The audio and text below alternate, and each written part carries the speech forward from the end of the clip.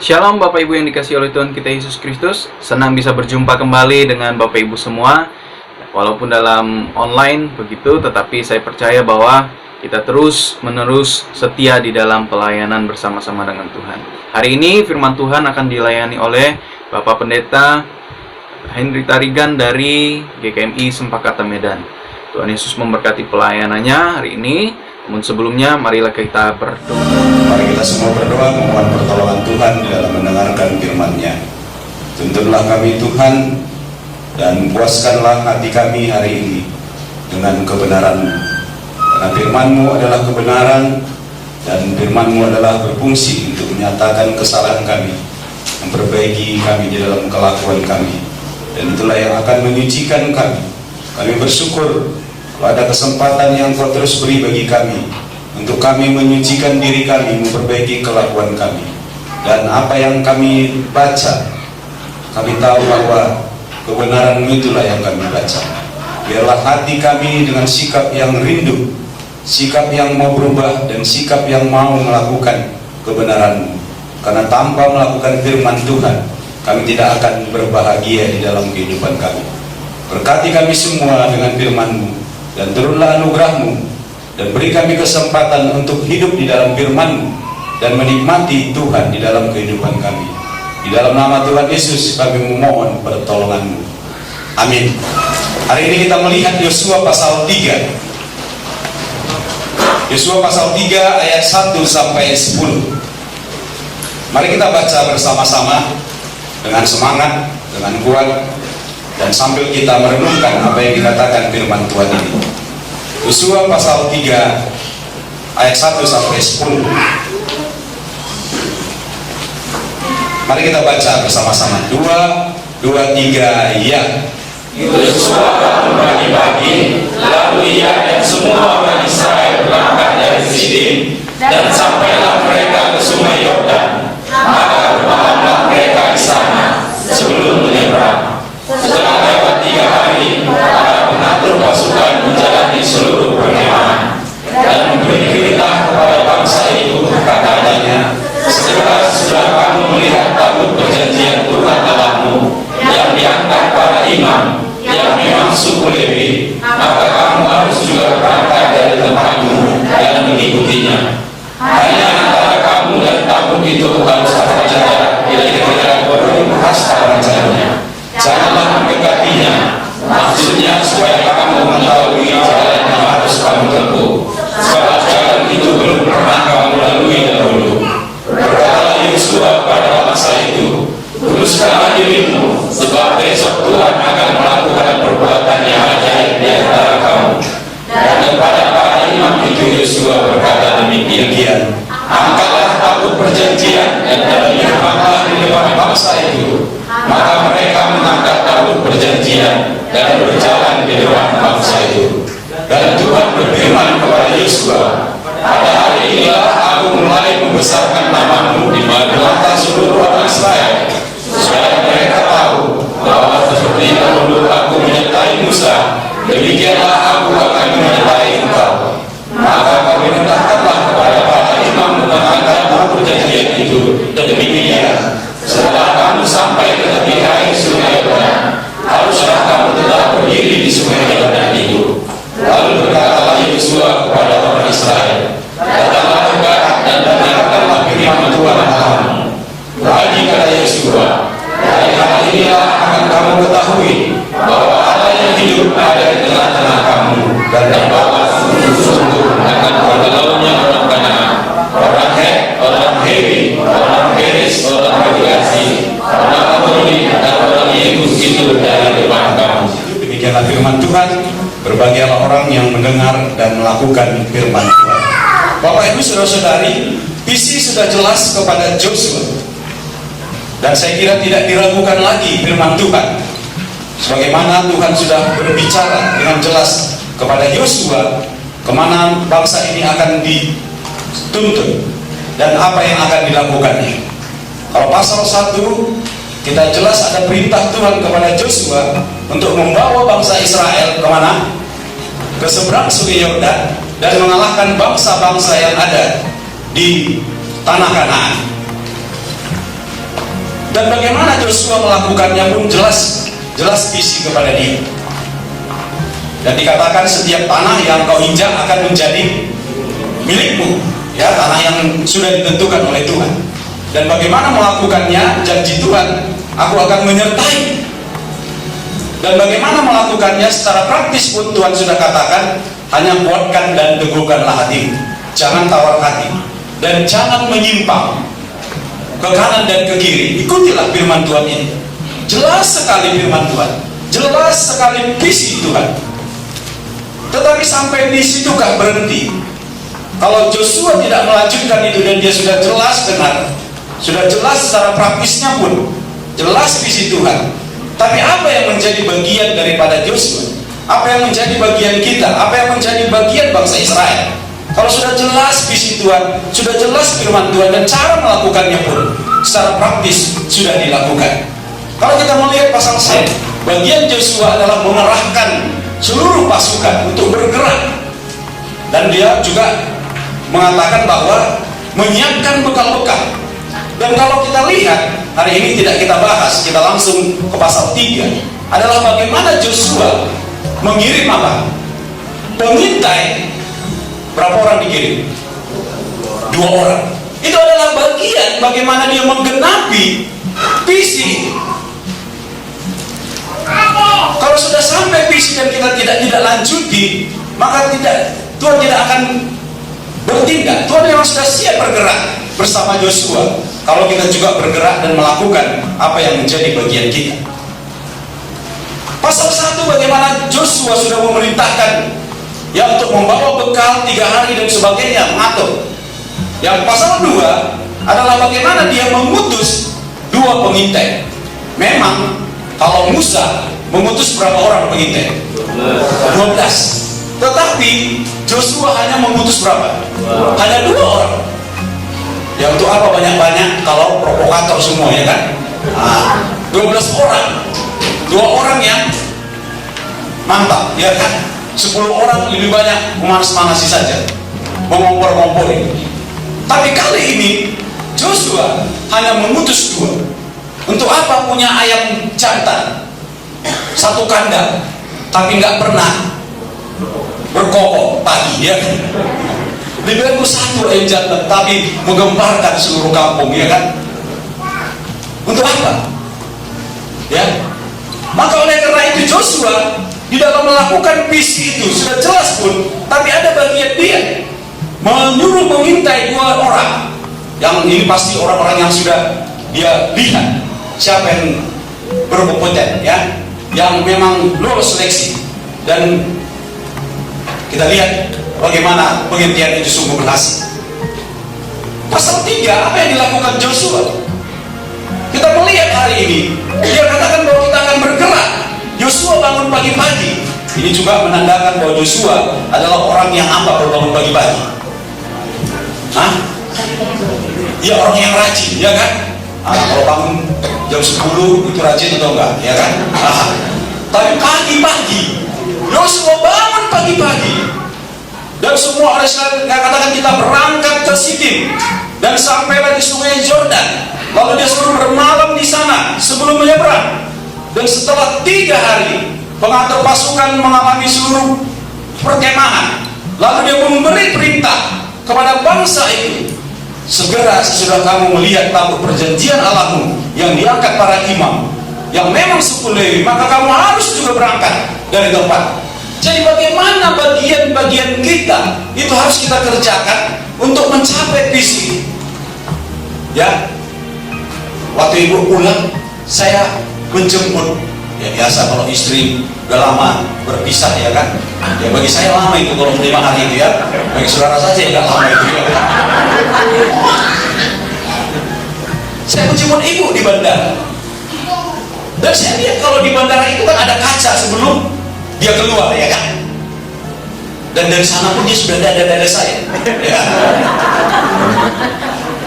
Nah, itulah perlunya berpisah sebentar-sebentar, jangan lama-lama, ya, supaya rindunya pun bertumbuh, ya kan? Tapi saya melihat waktu dia datang, kalau ada pintu kaca yang lebar sekali,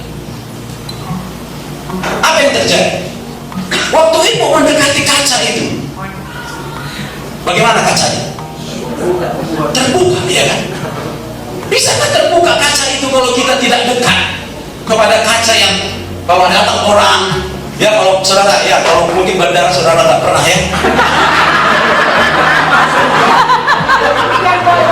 Ya, jadi di Plaza ada mungkin pernah ya kan? Nah, kalau masuk Plaza ada kaca yang besar, lalu saudara mungkin heran kok bisa orang ini masuk, kacanya terbuka, ya kan? Kenapa? Ada sensor. Iya, ada sensor dan kita mendekati sensor ini, kan gitu ya, baru terbuka. Kalau nggak, kalau saudara nggak jalan-jalan mendekati sensor itu, apa yang terjadi dengan kaca? Tidak akan terbuka. Saya kira PC itu pun, kalau hanya mendengar seperti itu, Joshua dengar amin, amin, amin 100 kali. Ya, mari kita katakan amin. Dengan firman Tuhan yang sudah jelas bagaimana cara melakukannya dan dia tidak bertindak, apa yang terjadi? Sama, kaca itu tidak akan terbuka, tapi Joshua berjalan dan ada sensor, ada hubungan, ya kan? Lalu otomatis kaca itu bergerak dan terbuka. Seperti itulah Tuhan menuntun kita sebenarnya. Begitulah Tuhan menuntun kita seperti mobil yang gelap, lalu kita mengendarai mobil, lalu ada kaca yang menyorot. Kalau kita mau ke Brastagi, apakah senter mobil itu menyorot sampai Brastagi? Enggak ya? Atau ada mobil saudara sini lebih canggih ya? Lalu senter mobil ini terbaru buatan Amdan Promo kan? Ini Honda, ataupun mobil Toyota terbaru. Mobil ini senter mobilnya bisa menembus sampai Brastagi. Tidak ada yang seperti ini.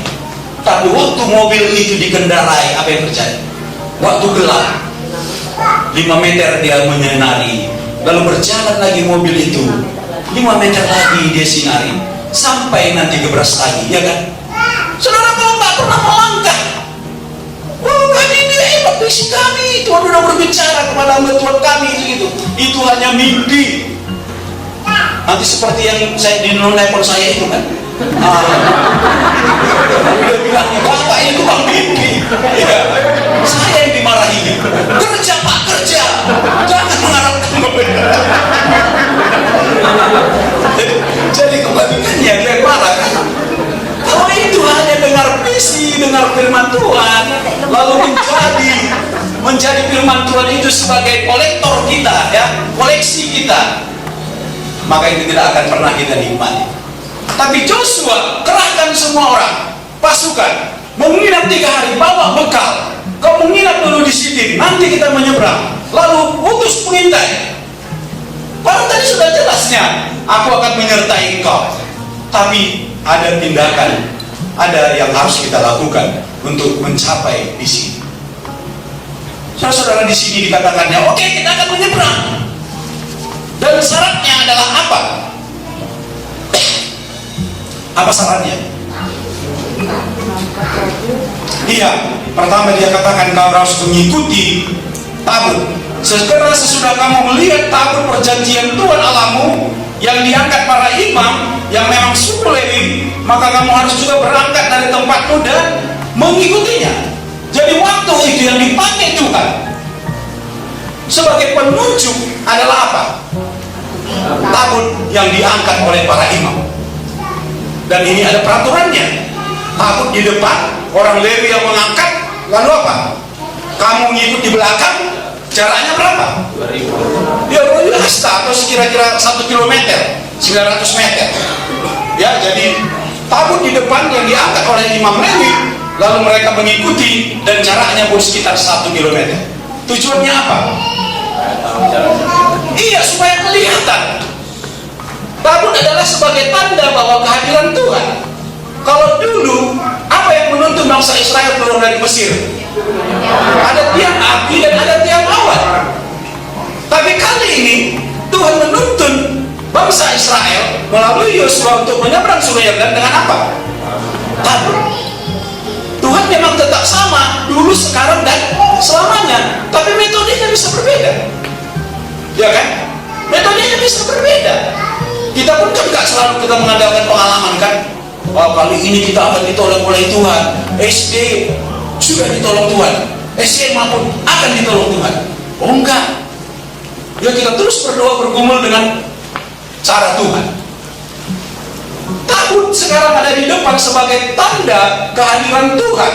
Dan apa yang ada di dalam tabut itu seperti kotak ya, lalu dipikul oleh kayu 2, 4 ya, orang memikulnya. Di dalam tabut itu apa yang di dalam tabut? Tongkat Musa, mana, 2 log batu, kan itu ya. Ini cara Tuhan berbeda. Dulu tiang ada dan tiang Allah, sekarang Tuhan memakai adalah tabut. Dan mereka pun harus 1 kilometer di belakang untuk melihat tabut itu biar jelas ya. Begitu sakralnya waktu itu. Dan melihat, kenapa? Karena mereka 3 juta orang. Kalau di depannya nggak nampak nanti ya kan, jadi harus dari jauh dilihat. Ini aturannya. Tabut itu harus di depan, tanda kehadiran Tuhan. Kemudian apa syaratnya waktu itu? Tuhan katakan, kuduskanlah dirimu. Saudara, ini penting sekali. Maka Ibrani berapa itu dikatakan? 13 ya kurasa ya. Tanpa kekudusan, Ibrani 12 ayat 14. Sebab tanpa kekudusan tidak seorang pun dapat melihat Tuhan. Untuk melakukan segala sesuatu pelayanan perlu kekudusan. Dan kita tahu tanpa kekudusan tidak ada seorang pun yang melihat Tuhan. Yosua berkata, kuduskan dirimu, kuduskan. Ini penting. Karena waktu bangsa Israel tidak memelihara kekudusan, apa yang terjadi? Yosua pasal 7, waktu dia merebut air dan akan di situ mengambil apa? Barang-barang jarahan yang dikatakan oleh Tuhan tidak boleh diambil. Dan akan waktu itu mengambil, apa yang terjadi? Ada murka Tuhan. Dan banyak di Alkitab ketika kita tidak menjaga kekudusan, apa yang terjadi? Bangsa Israel kalah. Dan ada murka Tuhan di sana. Jadi kekudusan adalah sesuatu yang penting di dalam pelayanan ini. Kekudusan. Tanpa kekudusan kita tidak akan bisa melihat Allah. Memang bukan waktu melayani saja kita kudus, tapi waktu melayani pun tidak kudus, kapan lagi kudus? Iya kan? Waktu melayani pun kita tidak kudus, tidak takut memelihara kekudusan. Apa mungkin dalam hari-hari? Memang semua kita memang harus kudus. Kuduslah engkau sebab aku kudus, kata 1 Petrus. Yosua katakan, kuduskanlah, kuduskanlah. Dan ada tabut yang sudah di depan sebagai penunjuk jalan, ya, sehingga mereka tidak takut lagi. Karena kalau mengikuti tabut itu pasti berhasil. Itu yang dipakai oleh Tuhan. Saudara-saudara, apa yang terjadi setelah itu? Apa yang terjadi? Apakah mereka melakukan seperti yang diperintahkan Yosua? Ya, mereka mengikuti tabut itu, kemanapun tabut itu bergerak. Dan katakannya nanti kamu menunggu di tepi dan sebagainya. Mereka melakukan itu. Dan ini hal yang luar biasa, terjadi mujizat. Kalau tidak, bagaimana menyeberangi Sungai Yordan? Sungai Yordan waktu itu sedang meluap. Sungai Yordan itu luas itu, dalamnya pun kira-kira 1 kilo lebih, lebarnya pun lebih dari 1 kilo. Bagaimana melewati Sungai Yordan? Ini tantangan bagi Joshua waktu itu, maka ada ketakutannya. Yang mau diseberangi Sungai Yordan itu berapa orang? 2 juta sampai 3 juta orang. Ya, karena waktu bilangan 14, waktu dihitung pasukan-pasukan yang tinggal, ada 600.000 pasukan yang siap berperang. Kalau 600.000 dikali istrinya, ya, kalau istrinya 1, ya kan? Nah, ada yang 2 kan, 3, ya. Dan kalau dikalikan anaknya 1, udah berapa? 600.000 tambah istri 1.200.000, tambah anak 1.800.000. Iya, kalau anaknya 1. Kalau misalnya kayak Pak sembiring saat 3, 4 kali 4 udah berapa kan? Udah 3 juta. Jadi benar-benar sebenarnya waktu itu kan yang bergerak. bagian kita.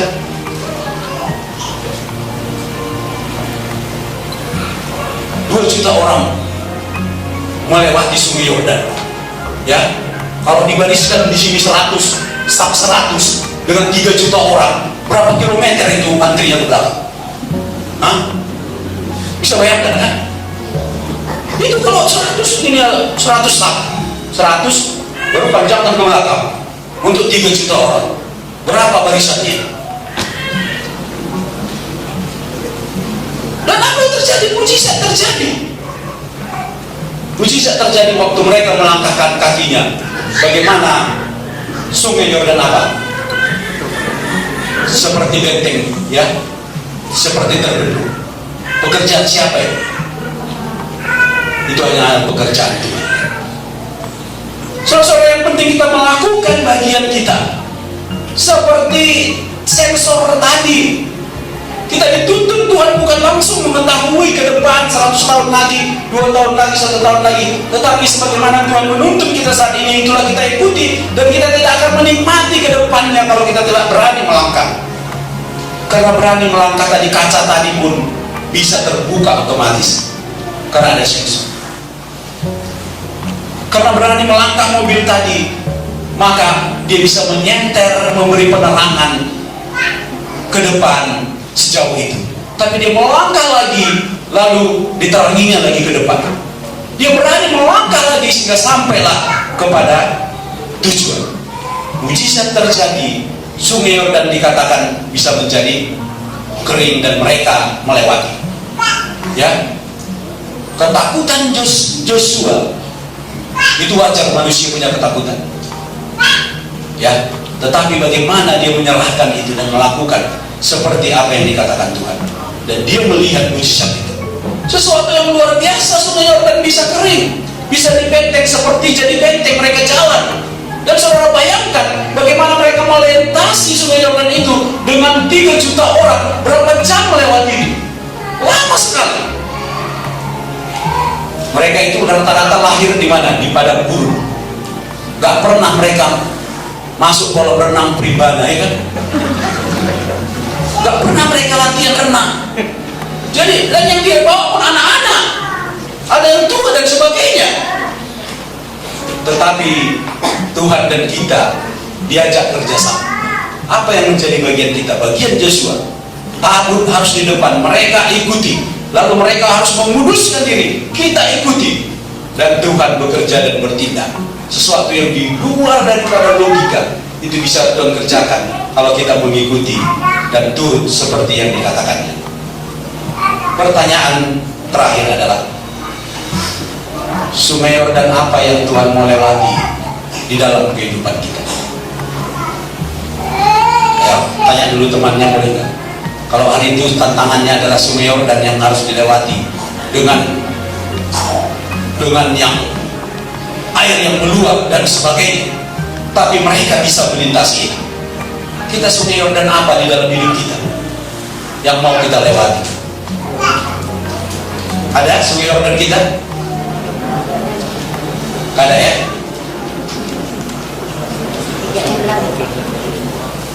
Ya, 3M lagi kita yang Sungai Yordannya. Tapi 5 kilometer pertama Tuhan sudah tuntun, ya kan? Jalani lagi 5 kilometer lagi.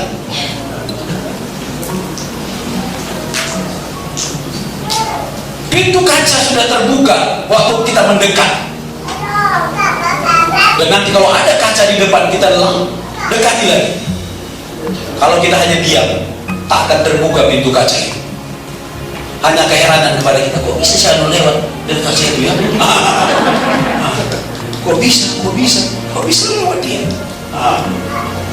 Tapi waktu dia maju, dia terbuka. Hanya kita nggak berani untuk maju. Kita banyak mikirnya, mikir terus, sehingga waktunya sudah sore, lalu tidur lagi. Iya, saudara-saudara, Sungai Yordan apa di dalam kehidupan kita, di dalam pelayanan kita? Ya, kita beda Sungai Yordannya. Tantangan apa yang mau kita hadapi ke depan? Tetapi marilah kita memegang firman Tuhan ini. Beranilah melangkah. Kecuali kalau Bapak Ibu tidak punya firman Tuhan yang jelas, itu gumuli dulu. Tapi kalau sudah dapat, beranilah untuk melangkah, dan Tuhan akan bertindak, Tuhan akan bergerak. Amin. Mari kita berdoa.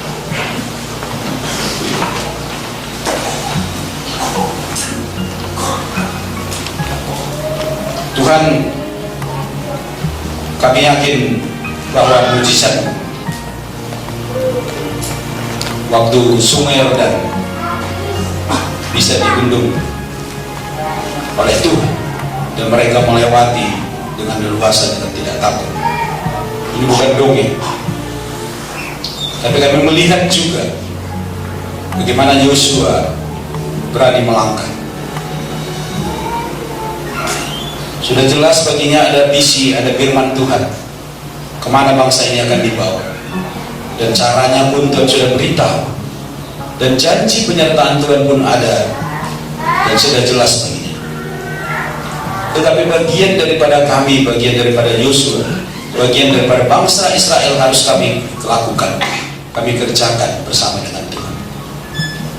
Dia menyiapkan pasukan, menyiapkan pembekalan, dan mengutus 2 orang untuk ke Jeriko. Itu adalah bagian apa yang harus dikerjakan. Kami melihat waktu melintasi Sungai Yordan pun, dia menyuruh supaya kami menguduskan diri. Dan ini adalah perintah untuk kami juga, supaya kehadiran Tuhan nyata di dalam hidup kami adalah dengan adanya kekudusan. Dan tanpa kekudusan, tidak seorang pun bisa melihat Allah. Bangsa Israel waktu mereka tidak kudus, mereka mengalami kekalahan demi kekalahan, dan murka Tuhan hinggap bagi mereka. Begitu pentingnya kekudusan di dalam pelayanan.